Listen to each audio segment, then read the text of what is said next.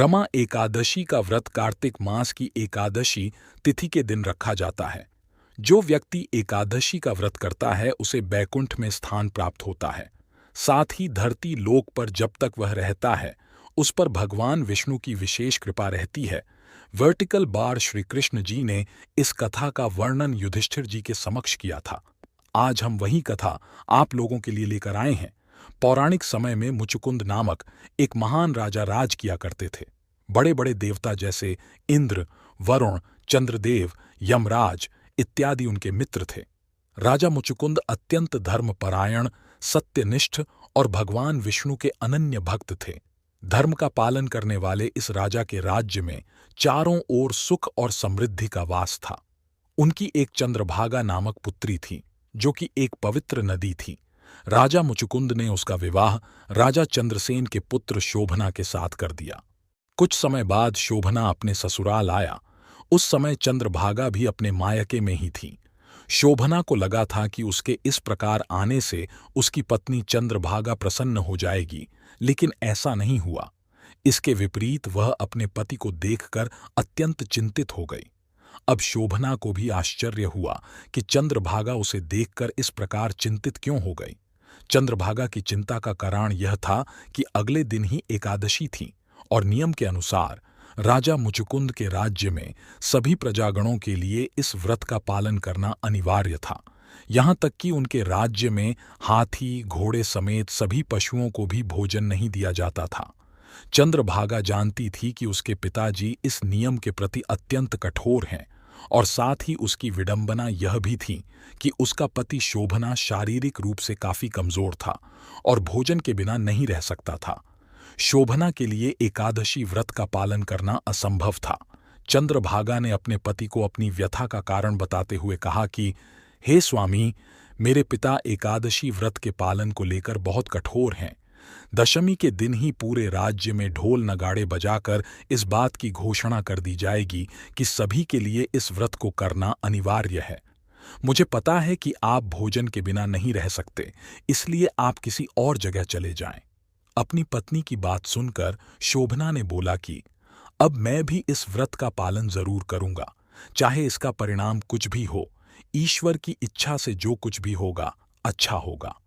और इस प्रकार शोभना ने अपने मन में एकादशी व्रत को करने का प्रण ले लिया और एकादशी के दिन व्रत का विधिपूर्वक पालन किया। दिन ढलने तक अत्यंत दुर्बल होने के कारण शोभना का स्वास्थ्य बिगड़ने लगा और रात्रि समाप्त होने तक शोभना ने अपने प्राण त्याग दिए। जब राजा मुचुकुंद को इस बात का पता चला तो उन्होंने शोभना का अंतिम संस्कार कर दिया। इस प्रकार अपने पति के देहांत के पश्चात चंद्रभागा अपने पिता के महल में ही रहने लगी। चूंकि शोभना की मृत्यु एकादशी व्रत का पालन करते हुए हुई थी, इसलिए उससे प्राप्त पुण्य फल स्वरूप वह अगले जन्म में मंदराचल पर्वत की छोटी के राज्य का शासक बना। यह कोई सामान्य नगर नहीं था, वह देवनगरी के समान था। उसकी दीवारों पर रत्न जड़े हुए थे। राजा शोभना रत्न जड़ित सिंहासन पर विराजमान होकर इंद्रदेव के ही समान प्रतीत होते थे। कथा यहीं समाप्त नहीं हुई। राजा शोभना को राजपाट तो मिला, लेकिन वह स्थायी नहीं था। चलिए जानते हैं कि किस प्रकार राजा का राजपाट स्थायी हुआ।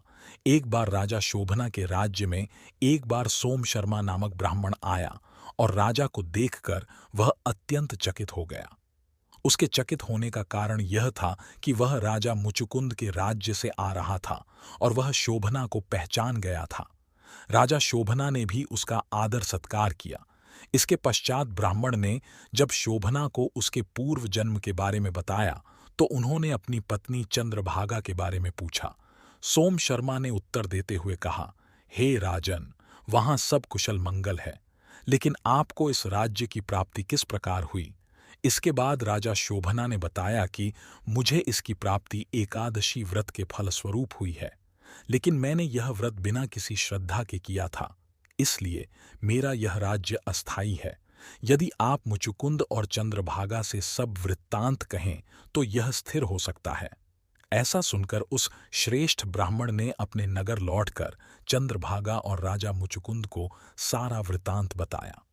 ब्राह्मण के वचन सुनकर चंद्रभागा बड़ी प्रसन्न हुई और बोली कि हे ब्राह्मण, ये सब बातें आपने प्रत्यक्ष देखी हैं या स्वप्न की बातें कर रहे हैं?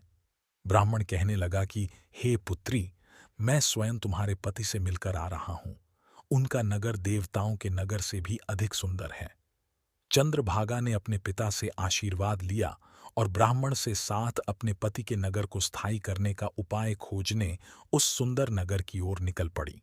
पर्वत की तलहटी में वामदेव ऋषि का आश्रम था। उन्होंने ऋषि को प्रणाम किया और अपनी व्यथा कह सुनाई। उसकी व्यथा सुनकर ऋषि वामदेव ने वेदों से कुछ मंत्रों का उच्चारण किया और उसका अर्घ्य जल चंद्रभागा पर छिड़क दिया। उस महान ऋषि के अनुष्ठानों के प्रभाव से चंद्रभागा को अनेक एकादशियों का पुण्य फल प्राप्त हुआ और उसका शरीर दिव्य बन गया। चंद्रभागा अपने पति के नगर में पहुंची और राजा शोभना उसे देखकर हर्षित हो गए। अपने पति से मिलकर चंद्रभागा ने अपने एकादशी का अर्जित किया हुआ पुण्यफल अपने पति को दे दिया। साथ ही उसने कहा कि हे स्वामी, मैं 8 वर्ष की आयु से इस व्रत का श्रद्धापूर्वक पालन कर रही हूं और इसका पुण्यफल मैं आपको प्रदान करती हूं, जिससे आपका यह राजपाट स्थायी हो जाए। इससे राजा शोभना अत्यंत प्रसन्न हुए और दीर्घकाल तक उन्होंने सुखपूर्वक शासन किया। जो व्यक्ति इस कथा का श्रवण करता है वह पापों से मुक्त हो जाता है और पुण्य का भागी बनता है।